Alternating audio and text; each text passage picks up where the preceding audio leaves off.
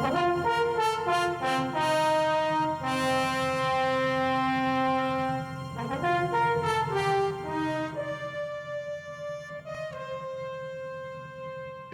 and welcome to A Day in the Life. My name is Fred Hacker. I'll be your host for the upcoming hour's program. This is program number 109 in our ongoing series, and we're grateful to you for joining us. We want to recognize those people who make the program possible. First of all, our season sponsors, Bales, Dishaw, Holloway, Wealth Management of RBC Dominion Securities. A big thanks to them for their ongoing support for this program. And we also want to thank Baytech Plastics, who are the sponsors of this particular program. I also want to send out a personal special thanks to my friend Paul Sloan, who works in the office of the Ombudsman and who has made possible the connection with our guest today. So thanks to you, Paul. Our next program will feature probably the premier pollster or opinion gatherer in Canada, Nick Nanos. You'll be familiar with Nanos Research. So we look forward to speaking with Nick Nanos on our next program. Well, now it is my great pleasure to introduce and welcome the Ombudsman for the Province of Ontario, Paul Dube. Welcome, Paul. Hi, Fred. Thank you for the invitation. And, you've had a lot of illustrious guests on your show and people that I have a lot of admiration and respect for. So I'm honored to be part of your programming. Well, thank you. We're so happy to have you here. And I know that a lot of our viewers will be interested in learning more about the role of the Ombudsman, the function that it plays, who you answer to, and that sort of thing. But first of all, I want to get to know you a little bit. And I wonder if we could begin with early days by asking where you were born and brought up. Well, I was born in Calgary, Alberta, in the shadow of the Rockies.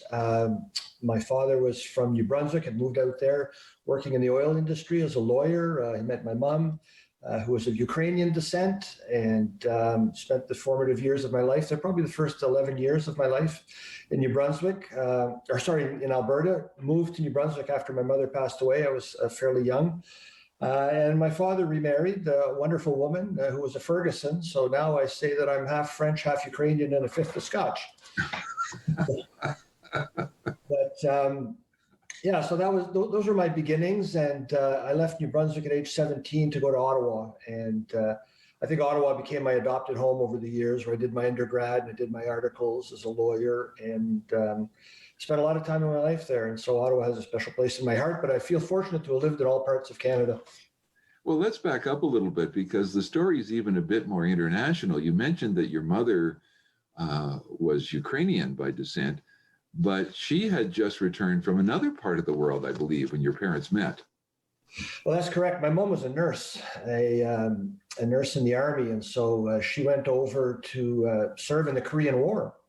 And I guess fortunate for us, she got there about 2 months before the ceasefire, before the armistice was signed. But she was young and adventurous and said to herself, well, I've come all this way for an adventure. No point going home now. So she stayed in Japan for 3 years, working at a UN hospital. And growing up, she'd always told us stories about Japan, kind of instilled a dream of going to Japan. And so I was very fortunate to be able to fulfill that dream, kind of in homage to my mom a few years ago when I finally got to go to Japan. Wonderful. Now, you mentioned that she passed away when you were quite young, and you were actually the eldest of the children. How old were you, and how old were the others? So I was a month shy of my 9th birthday in 1967, and my siblings were 2, 3, and 4. So still in diapers, and I can recall pitching in, and diapers weren't disposable in those days. So it was a hands-on experience. And it was tough on my dad. He was in his early 30s, and it was a tough time for him. But I have to, one of the reasons I admire my dad so much is that he kept us all together, and he hung in there, and he kept us together as a family, and moved us out to New Brunswick, where he was from originally, and got some support and help from his brother, who helped set him up in a little law practice. And that's where I started to learn a lot of lessons of life from my dad. And he used to say, I'd rather make a lot of less money being my own boss than working in some big corporation and just being, being another part of another cog in the machinery. So it was, and you know what? I'm grateful. I'm really grateful for having grown up in a small town. I think that having those small town values is something that served me well in life. And I think there's a certain accountability growing up in a small town. Like if you're a jerk, your family's going to know about it, and people, so there's kind of checks and balances there to keep you in line when you're in a small town. Whereas, in a big city, if you're anonymous, you can be a jerk, and it may never come back to you. So those are little things that I'm grateful for. You're not going to get any arguments from me about the virtues of small town life, I assure you. Yeah. You had an interesting experience when you started school. It was a linguistic challenge. Well, yeah, because my grandmother would speak to me in Ukrainian. I went to French kindergarten in Calgary. Actually, my dad was part of a francophone community group in Calgary that raised funds to build a church, the Paroisse Sainte Famille, and that church provided a kindergarten in French. And so I went to kindergarten in French, and listened to Ukrainian from my grandmother, and I think that I probably wasn't all that great in English until I started grade 1. And that's interesting. Unfortunately, I lost French and I lost Ukrainian over the years. But you fast forward 40 some years later, 35 years later, and I had to learn French all over again, because when I started practicing law, I found myself with a 70% francophone clientele. And so I had to learn my profession and learn French at the same time. Right. Now, in high school, you by then we're back in New Brunswick, and there was a teacher you were telling me who was very special to you when you were in high school. I had a few great teachers and people that really helped me along. And I struggled in math, so I had a math teacher that helped me a lot. But I think one of the most influential people on me, because writing has become such an important part of my life, was my English teacher in grade 11, and a chap by the name of Mike Lushington. And Mike Lushington had a PhD. He could have been teaching at any university, I think, but he chose to live in rural New Brunswick and teach at our high school. And we've got such a great grounding and exposure to literature through him that when I ended up at Ottawa University, I had some really, really good marks compared to people who had gone to grade 13, which we did not have in New Brunswick. I was coming from grade 12 to university. Yeah. So that, again, another advantage of being in a small town with some really good people. You did pretty well in high school, because I've heard a rumor that you were the valedictorian when you graduated. Well, I was. Yeah, it was an honor to be able to speak on behalf of my class. And I think a really special addition to that evening was that my dad was the guest speaker. Oh, wow.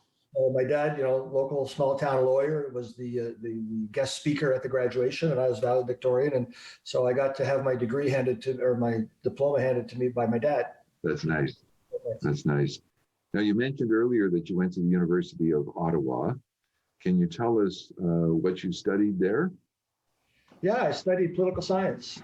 Did a bachelor's degree in political science, and went on during the next summer. Then I started working. I actually worked in restaurants to pay for the next step, which was going to be law school. Right. And continued to take courses in politics and international affairs. A few courses at Carleton, but primarily at Ottawa U. Paul, you mentioned to me that one of the people who played a significant role in your life was a 21-year-old bar manager. I want to hear why that is. Yeah, I learned a lot working in restaurants, and it's a great training. And I'm encouraging my daughter to, when things get back to normal, to work as a server for a while.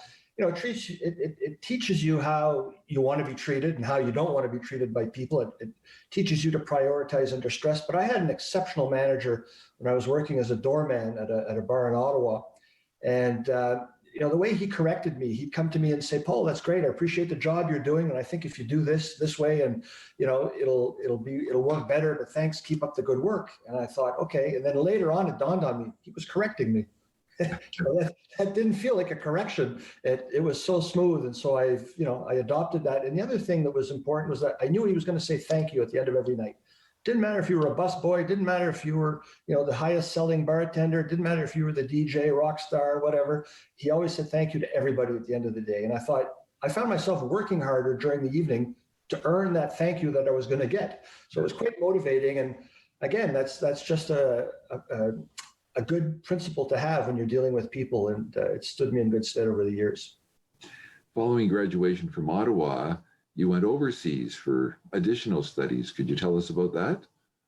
Yeah, well, I was very, very fortunate to be able to go to the University of Edinburgh for a couple of years and do my first law degree over there. One of the greatest experiences of my life.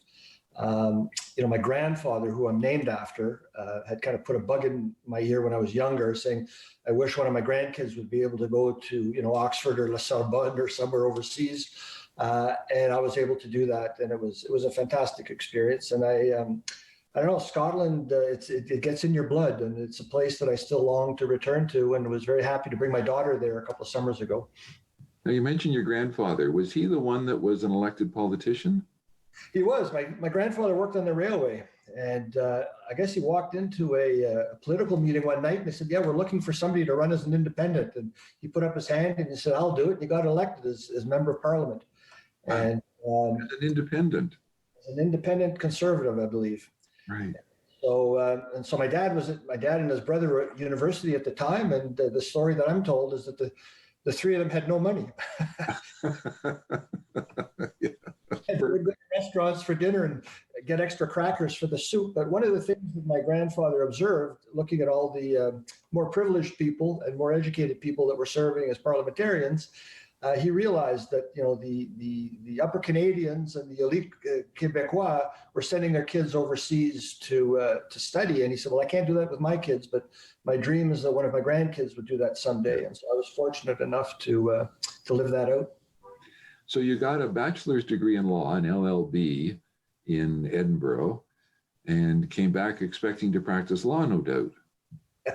Well, expecting to get some credit for my degree. So I got a nasty surprise when I came back, and the committee the Joint Committee on Foreign Accreditation decided at the time that they weren't going to recognize my degree.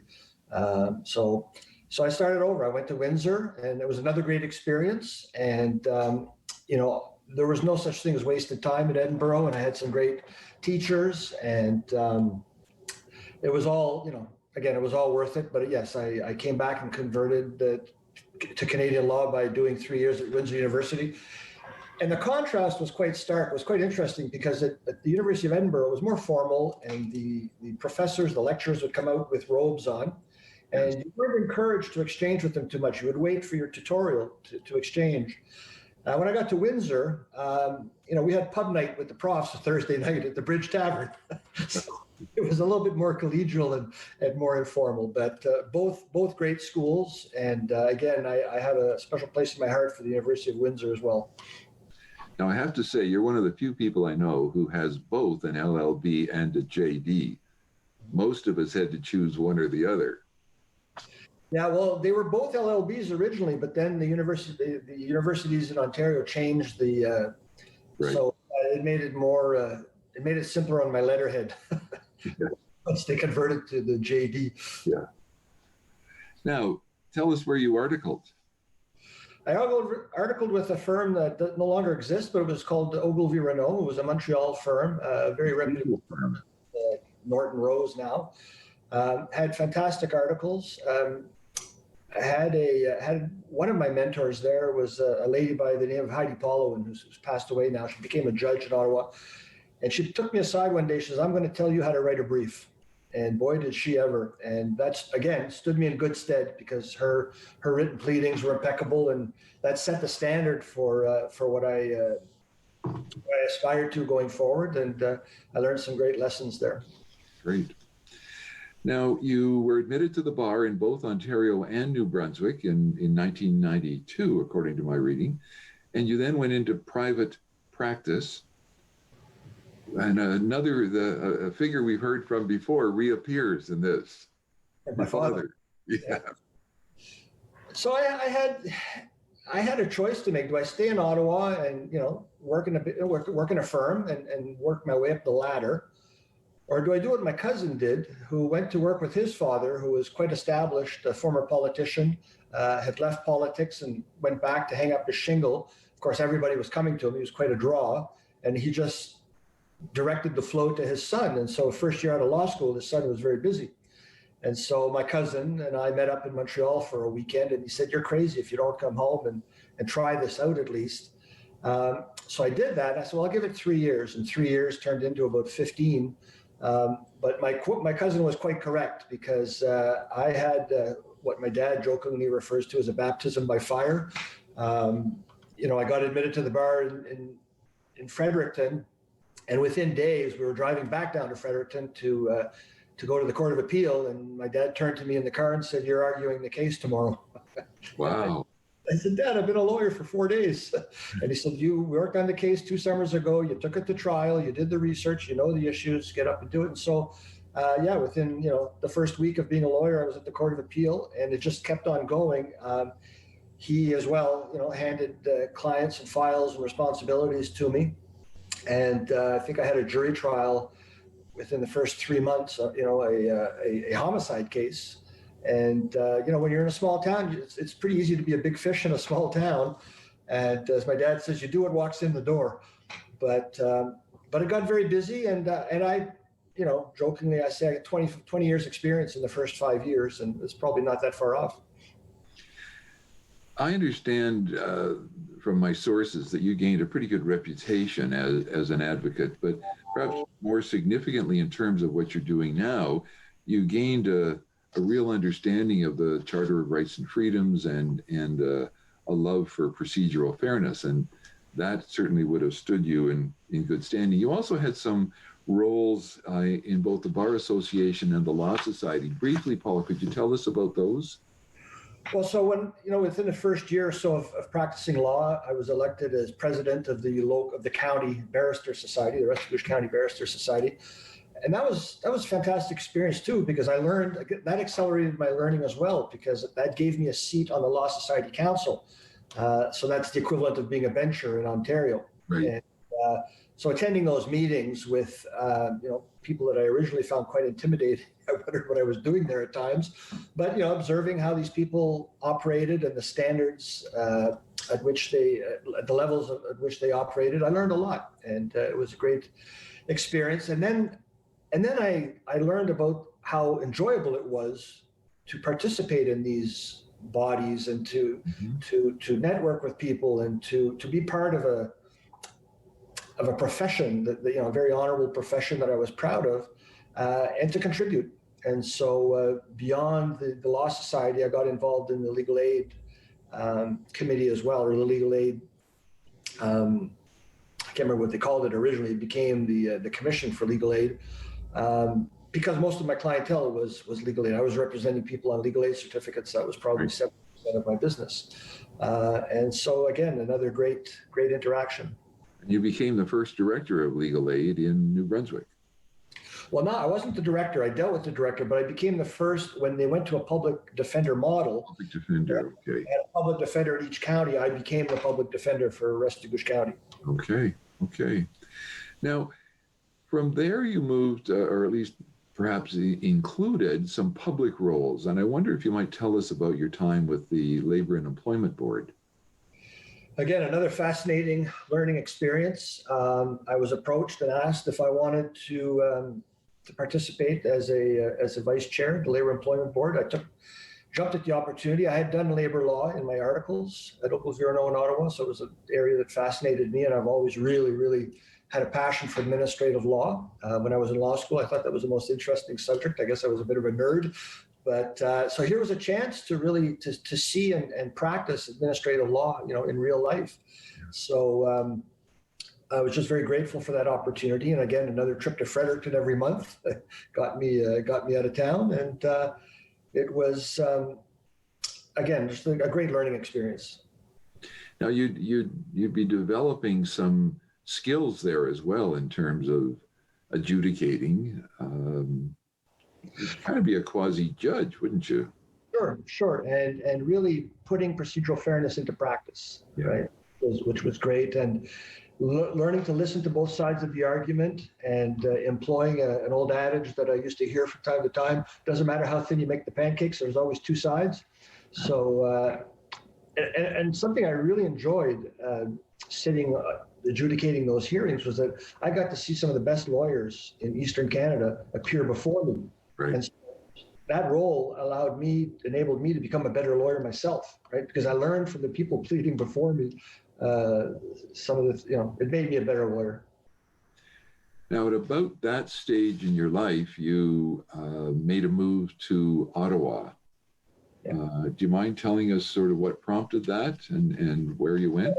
So I went through a separation with my daughter's mother, and she moved to Montreal. And for 3.5 years, I traveled back and forth. And my daughter was very young, and it was very difficult to see her, have her for 2 weeks every 5 weeks, and it became unsustainable, just physically and financially, to take the train on Friday night and go to Montreal and bring her back and just get into a routine for 2 weeks and try and find a daycare every 2 weeks, or for 2 weeks every 5 weeks. It's not evident. So I wanted to be closer. So I had my Ontario bar already, and I started looking for opportunities in Ontario, and basically took the first job I could find in Ottawa, which was with Legal Aid in Ontario. And what was that role? That role was, again, as a public defender.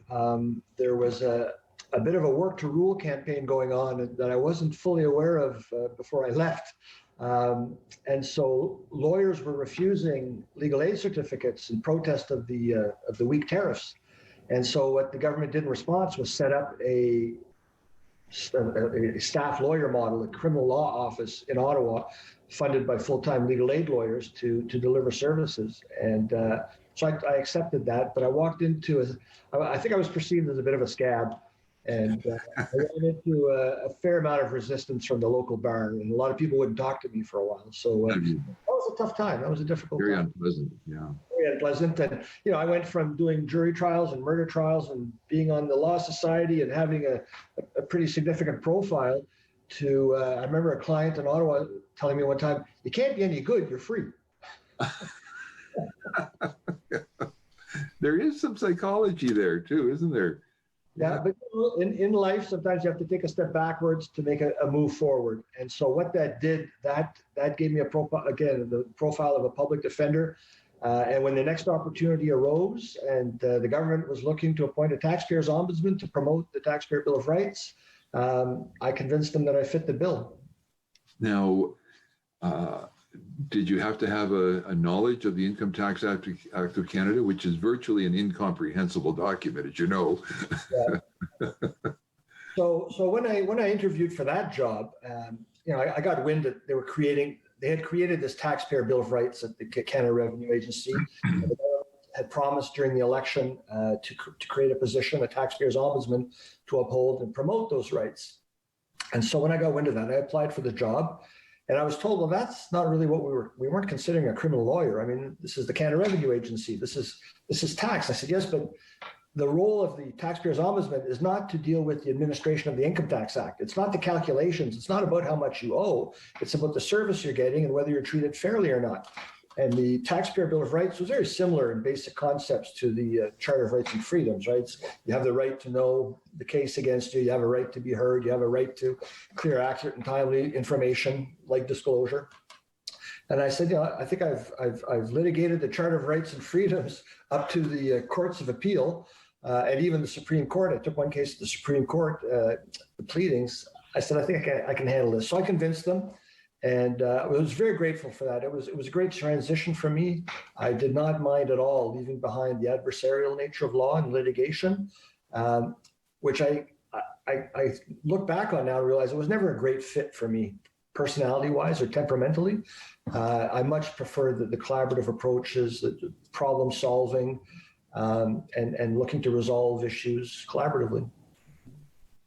And that position led you to an appointment on the 1st of April, 2016. Fred, I have to tell you, so I was Taxpayers Ombudsman for about 7 years. And when I looked around the world, I said, what's the best ombudsman job in the world? I'd look down the road to Toronto and I said, that's probably one of the ultimate ombudsman positions in the world. And it's a subnational ombudsman. It's a provincial ombudsman office, but it has a stature of a national ombudsman office because of the impact that it's had over the years and the quality of the work and the positive influence it's had on our society.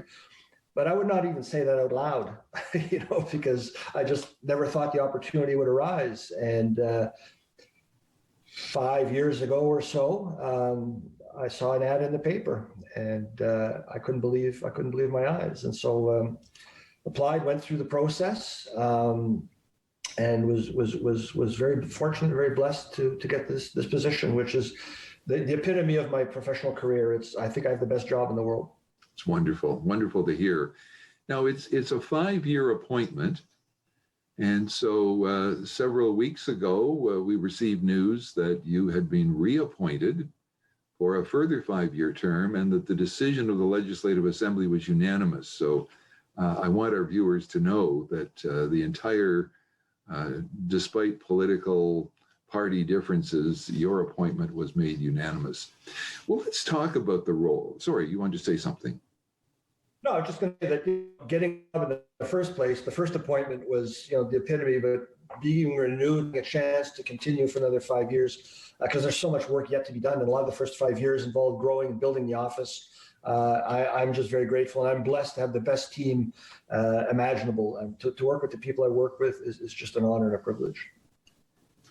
That's great. Let's talk about what that job is. First of all, can you sort of summarize what the Ombudsman does? Essentially, an ombudsman is there to enhance governance, and to enhance governance by promoting transparency, accountability, fairness, and respect for rights. So, as governments and societies got complex, especially since the Second World War, there were more tribunals and agencies making decisions about people's lives. Some people were getting, running up against bureaucracy and having decisions that impacted their lives that they were unhappy with, or that were harmful to them. And it was really hard to get redress. I mean, it's pretty hard to go to court, to get to court. It's expensive. It takes a long time. It's very formal. Political representatives, elected representatives, can help you to a certain degree, but they don't have the resources to get involved on a large scale or tackle systemic issues. So a couple of hundred years ago in Scandinavian countries, particularly Sweden, this parliamentary ombudsman model was created. And I have to say, it's built on, there's always been in most societies some position or some figure that would listen to the citizens and go to the king or go to the ruler. I mean, there are, back in Egyptian times and the Roman Empire and Persian society, there's always been some role similar to that. But the parliamentary ombudsman, as we know it today, was kind of put together in Sweden and the Scandinavian countries over 200 years ago. And it's proliferated around the world because it's been so effective. It's a free recourse for citizens that feel that they're unfairly treated or not properly served by their government. So it's not a complaint mechanism to deal with politicians, right? Because politicians are elected to govern. We don't oversee politicians. But the administrative branch of government, the bureaucracy, the rolling out of programs, the administration of programs, how is that working? Is it treating you fairly? Are you getting the service and the benefits that you're entitled to? So those are the kinds of things that we receive complaints about, try to resolve, and if we don't resolve them, we can do investigations and make recommendations. Now, is that how investigations begin? Is it always by a complaint by a citizen? So we're evidence-based, and we place a lot of stock in complaints because that tells us what's going on. But it's very important that we're not limited to needing a complaint, because sometimes you can have a whistleblower or just hear about something in the media that strikes us as being in the public interest to investigate further. So one of the fundamental tenets of ombudsmanship is that you should not need a complaint. You should have your own motion powers to go and investigate something that you haven't received a complaint for necessarily. How many complaints a year would you receive, Paul? So we receive between 26,000, 27,000 complaints a year. They've been going up in the last 4 or 5 years. I think it was a little over 26,000 last year. And most of those we resolve. We're an office of last resort. It's much more efficient if a citizen comes to us, and we welcome all complaints. But the first thing we'll do is ask them, have you gone to that mechanism within that department? Because they've got the files. It may be really quick. It may be a matter of a phone call or an email to get that resolved there.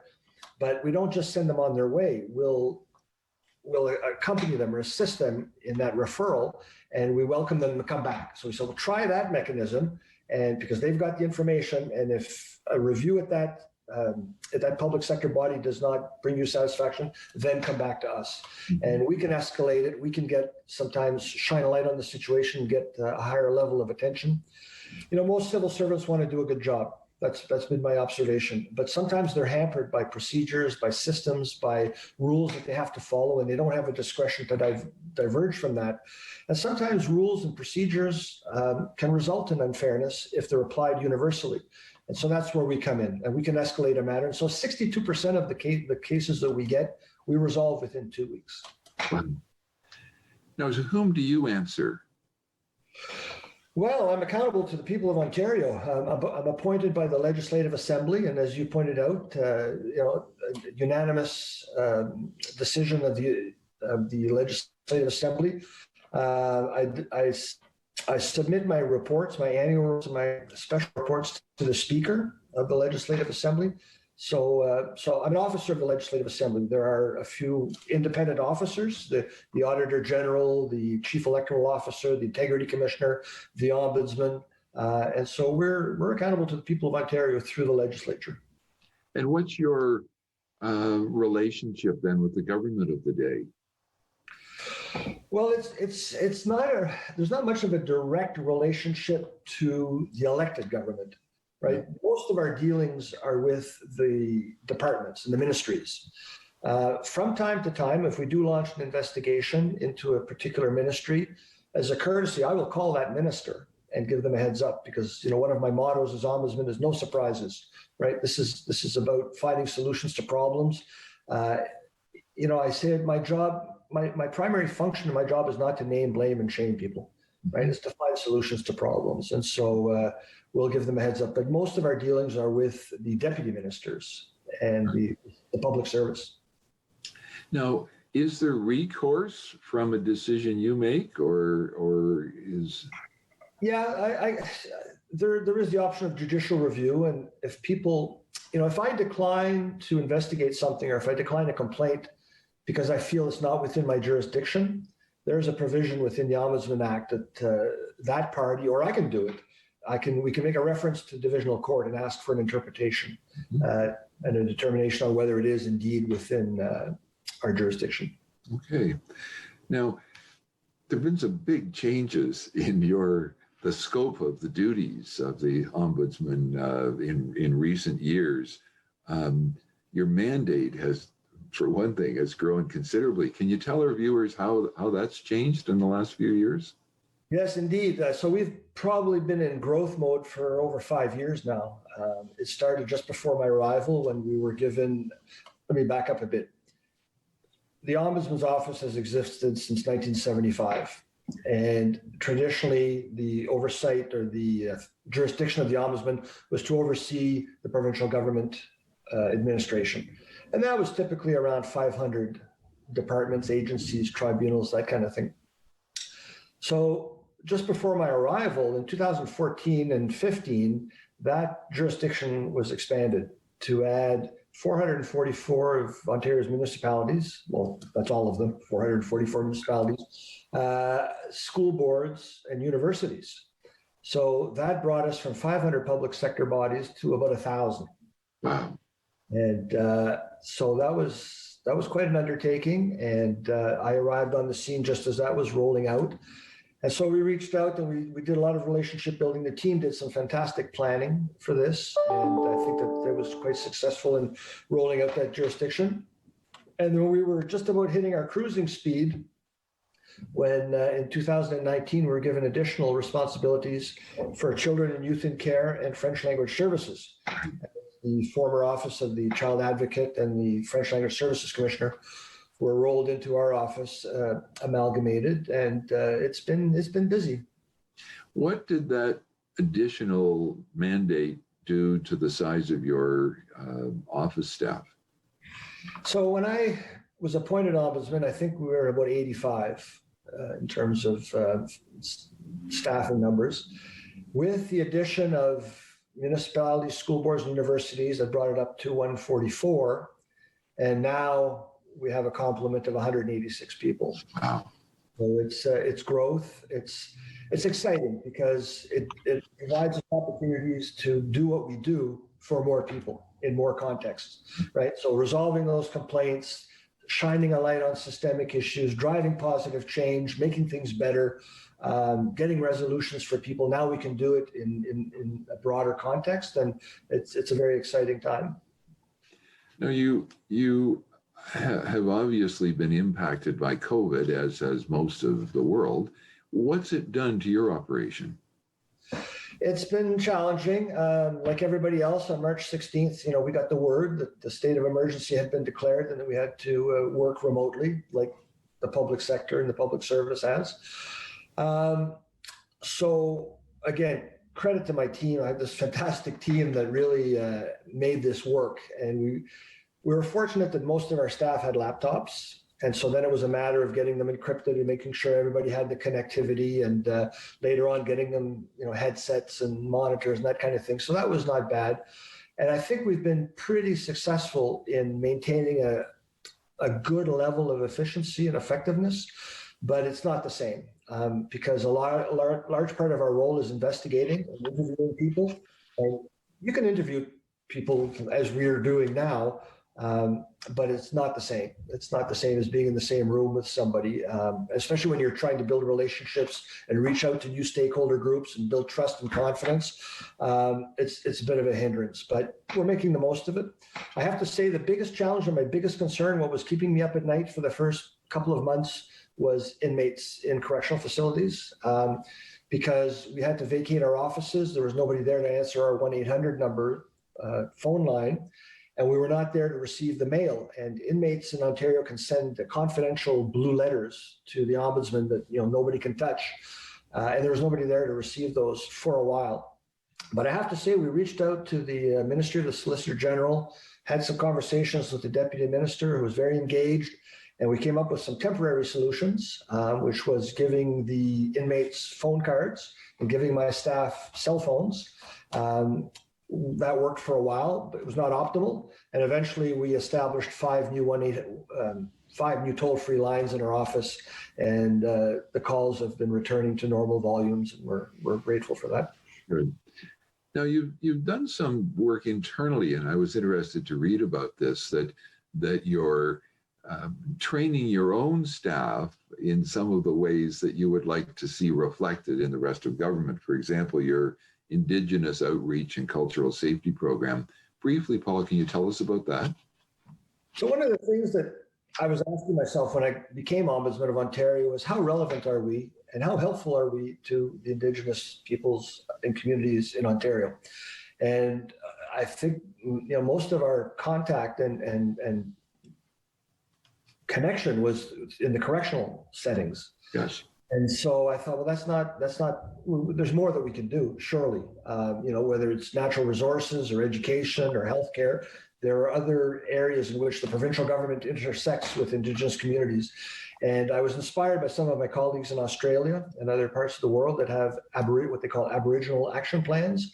And so we set about starting to develop the framework for an Indigenous action plan with consultations and reaching out to Indigenous leaders. It's a very nascent process, but one of the things that we learned was that we have to educate ourselves about what the proper approaches are, what the proper terminology is, to make sure we understand the history and the complexities. And so we started by making sure that all of our staff, management and staff, go through a couple of levels of cultural safety training, and that's been tremendous for us. And we see the benefits of that already in some of the interactions that we've had with Indigenous complainants. We've been able to use those skills and those techniques and build a relationship and exhibit an understanding that we didn't have before. And so it's just the beginning of our journey, and we have a long way to go, but quite excited about it. Similarly, you've been working on programs to address systemic racism, and so you've developed an anti-racism and diversity strategy. Similarly, diversity and inclusion, you're working to make your own office more diverse. Again, briefly, tell us what the impact of that has been. So again, I think we are a very diverse office. I think my office, we're very proud of that. That's one of the most diverse offices I've ever seen, but we want to make sure we sustain that. And we want to make sure that if there's things that we can do to make it better and to make sure that there are no barriers, we're going to do that. So that's part of the plan. The other part of the plan is addressing racism and in society and systemic racism.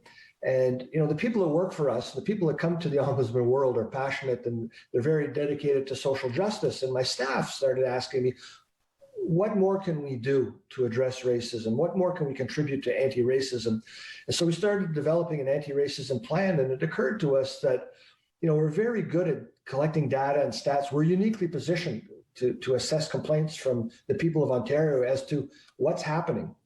But it occurred to us that the next stage is to find out who's it happening to. Mm-hmm. And start breaking things down racially and finding out, what the trends are and what the information is. And so that has to be done carefully. It has to be done sensitively, and there are proper ways to do it. So we are engaging now with the Human Rights Commission, with the Anti-Racism Directorate, the Information Privacy Commissioner, as we develop our plans, just to make sure that we're doing this in an appropriate and sensitive way. But again, another reason why it's so important to continue the work that we're doing.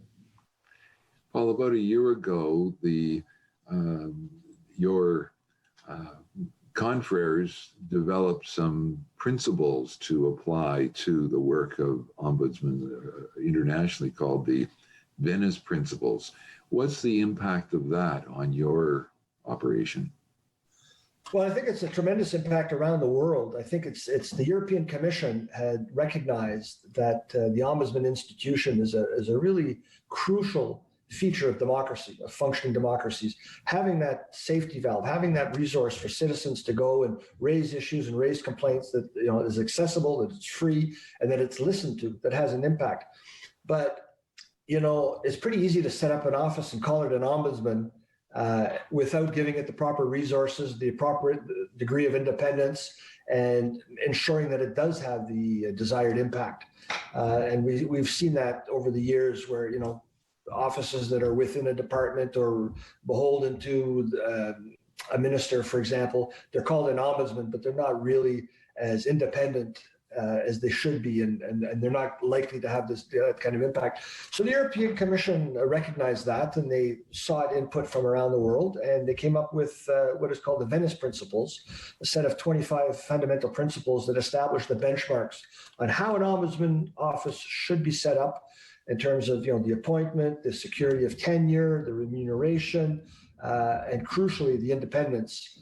And so I really was welcome to see that, because it gives a certain legitimacy. And when governments are going to roll out an ombudsman's office, we can point to that as the right way to do it. I think our viewers will be interested, Paul, to know that the way you really impact how government operates is through reports. And during your term, you've made probably more than 200 recommendations to various government offices, all of which I understand have been accepted. And if we had more time, I was hoping we could go through some of these, but time is never our friend on this program. But you've made recommendations about accountability and transparency in municipalities, revamping the system for notifying drivers of license suspensions. You've overhauled the monitoring and tracking of inmates in segregation and solitary confinement. I'm going to come back to that one. I do want to talk to you about that. You've come up with improved services for adults with disabilities, with the developmental disabilities who are in crisis. And you've also introduced a program, or at least required a de-escalation training for police. And again, I'm going to revisit that in a specific context. But I thought our viewers would be interested in a couple of the big projects that you're just undertaking. And I understand these are just underway now. Tell us about the ambulance complaints procedure. I will, but if I could just back up for a minute, I think what's important for your viewers to understand is that I don't have the power to impose anything on anybody. I can't tell the government to do anything, right? What we do is we exercise moral suasion. So these recommendations are not binding, and yet they're almost always adopted. And the reason for that, I think, is our method, our methodology. And there are 5 components to that method. First one is to compile irrefutable evidence. So to be credible, it has to be evidence-based. We're not just inventing stuff. We're referring it back. That's why complaints are so crucial. So we compile irrefutable evidence. You can't deny the fact that this has happened because we've got lots of stories about it. Then we tell compelling stories that really illustrate the impact of this. We told compelling stories about adults with developmental disabilities languishing in hospitals or prisons because there was nowhere else for their families to put them. Then we employ a thorough but fair investigative process. We finalize that with feasible recommendations that are doable, and then we publicize widely. And we shine a light on this. We make sure it gets a lot of media attention. And when you do that, you make it really hard for a reasonable organization or a reasonable public sector body not to accept those recommendations. So that's what drives those changes. That's really helpful to understand. Thank you. So one of the issues that we're working on right now is we got complaints about the complaint system for ambulance services. People have thought that perhaps they weren't treated with care. They may have been injured. They felt like they were kind of treated a bit roughly. There's a complaint process to complain about that. And we found we're investigating that. I can't talk about the results right now, but we're looking into that based on complaints. And I know many people will be interested in the fact that you're doing some oversight on long-term care homes. I know, again, this is in process, but can you tell us sort of briefly what the issues are that you're addressing?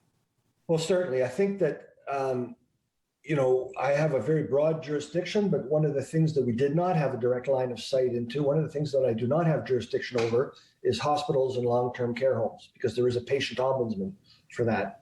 But we do have oversight over the ministries of health and the Ministry of Long-Term Care. So we were getting complaints from time to time about the experience in long-term care homes and hospitals, and we would refer that to the patient ombudsman, who is doing their own investigation right now.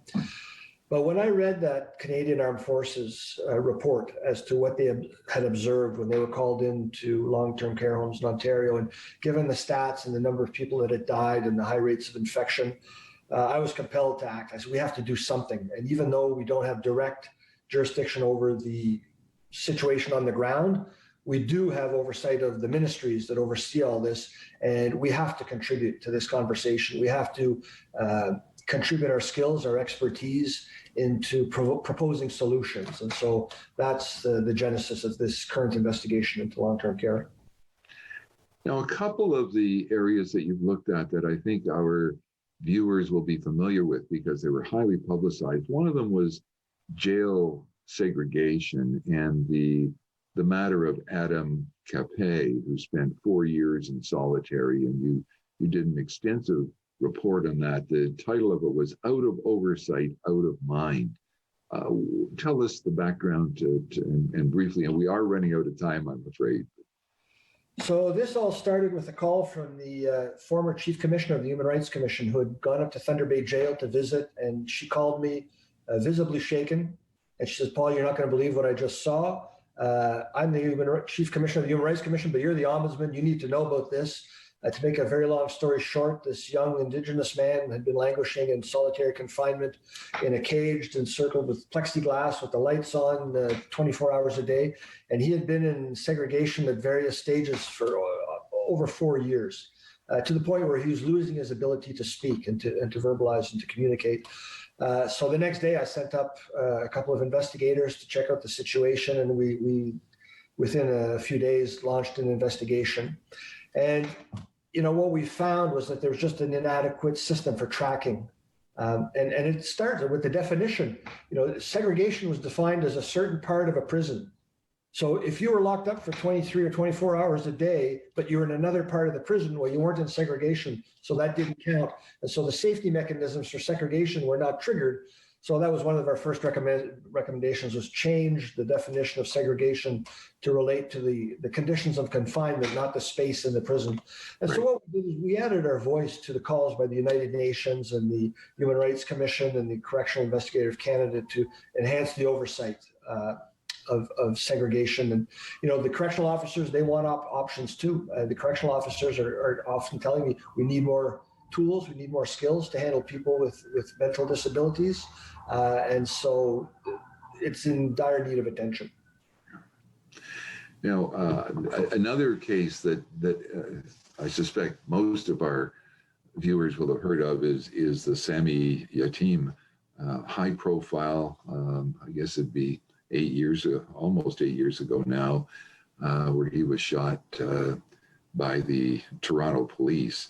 And you concluded, and I thought this was a fascinating way to put it. You said, people in crisis are dying at the hands of police, not because officers aren't following the training, it's because they are. So what's called for there? A new model of training? Absolutely. And this report was not critical of police. It was critical of the lack of training and the lack of resources that they have when they go into some of these high risk situations. And one of the conclusions we made is a police officer's best weapon is their mouth.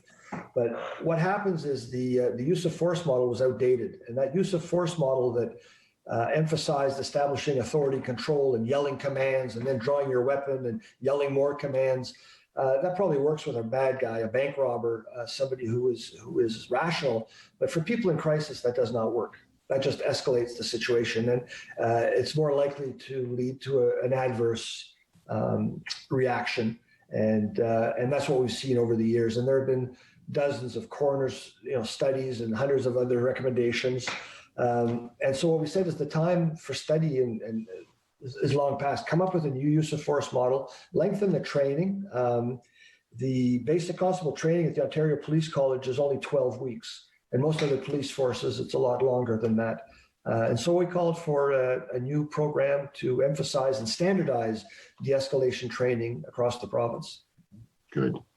I'll just refer to one more, and there are several we could talk about, but child welfare investigations. You now have a specialized unit to look into that. What kinds of complaints do you probe? This is all about making sure that young people have a voice. And, we're carrying on the legacy of the former child and youth advocate who played such an important role for many years. We were given the investigative function, but not the advocacy function, but we're still doing probably 80% of what was done by the former advocate. So when children and youth in care, if somebody is in a foster home or under the care of a children's aid society, and if they're not happy with their situation, if they're not happy with their placement, if they feel that their needs are not being addressed, we are there. We are there to help them and to listen to them and to look into matters to make sure that they get the care and attention that they're requiring. And you've also had complaints about the landlord and tenant boards. What role has your office played there? So we've been able to resolve a lot of the complaints, but some of them we can't resolve because the system is not functioning properly right now. So there are a lot of backlogs.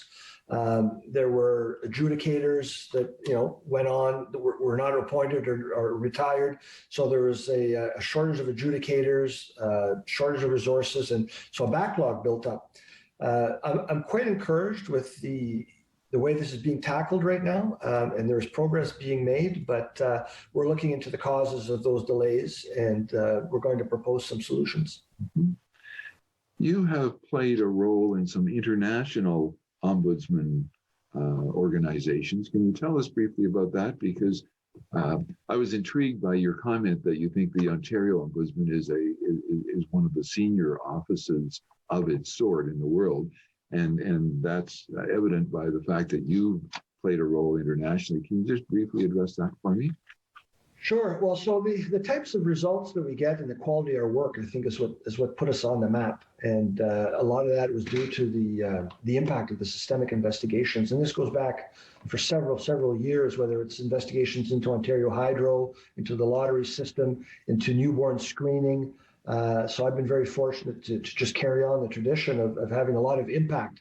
And so the office is renowned around the world as an office of impact and quality. We offer training that people come from around the world to take. So I've been very fortunate to be involved in the International Ombudsman Institute, and I'm honored to be the North American president for that body.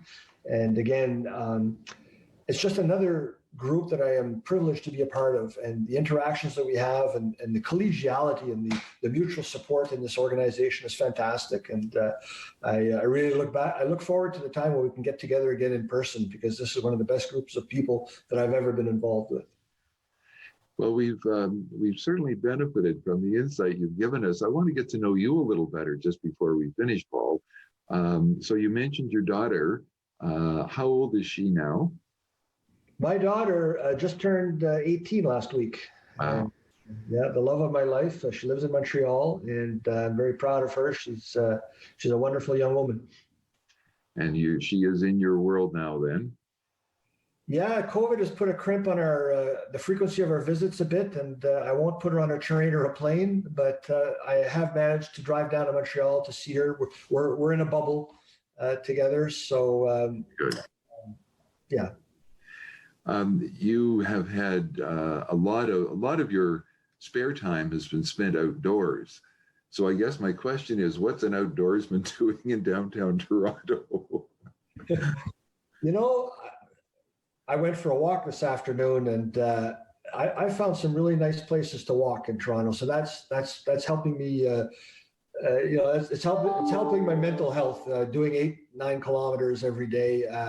There's Sherwood Park not far from here. There's some ravines, and I've found some nice places to walk, and found some forested areas which just help clear the mind. And it's really, I think that more than ever, it's this past 8-9 months, it's been really important to get out there and walk and get some fresh air. That's great. Well, I want to extend some thanks, and then I'll come back and thank you in just a moment, Paul. But I do want to thank our viewers who have been so faithful in joining us as we've been doing this program now monthly. I want to thank our friends at Rogers TV, who are so great to provide their support and their technical skills. I want to thank the staff at the Midland Cultural Center. The MCC is the sponsor and producer of this program, and so we thank them. Jared, who is our MCC marketing manager, we thank him for his support of this series. And of course, we want to thank our sponsors. This would not be possible without the support of Bales, Dishaw, Holloway, Wealth Management of RBC Dominion Securities, and the sponsors of today's program, Baytech Plastics. Thanks to them. Our next program will feature pollster Nick Nanos, and I know you'll enjoy that. He's a fascinating guy, very well-spoken guy. I want to just remind you that the MCC is closed right now, but there are plans afoot to reopen, and we do need your continuing financial support. The MCC relies on support from the community. So if you've enjoyed the program today and you'd like to continue to support what we're doing, we'd love you to go to the MCC website and punch the support or the donate button and provide some support to us. So now I want to thank you, Paul. This has really been fun. It's fascinating for me, first of all, to get to know you, but also to get to know so much more about your office. So you've been a very gracious guest, and I thank you. It's been a delight, and I thank you for the opportunity. And it's been very enjoyable. I enjoyed that. Great.